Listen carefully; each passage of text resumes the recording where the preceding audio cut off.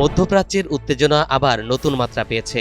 ইরানের শাহেদ 136 ড্রোনটি সৌদি আরবের সবচেয়ে বড় তেল শোধনাগার আরামকো রিফাইনারিতে আঘাত এনেছে। হামলার পর সৌদি আরব আরামকা রাস তানুরা রিফাইনারির কার্যক্রম সাময়িকভাবে বন্ধ করতে বাধ্য হয়।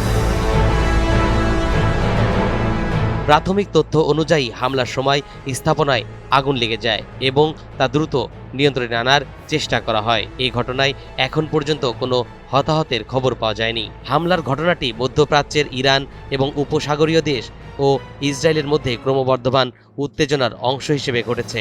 সাম্প্রতিক সময়ে ইরান ক্ষেপণাস্ত্র ও ড্রোন হামলার মাধ্যমে বিভিন্ন লক্ষ্যবস্তুতে আঘাত হানছে।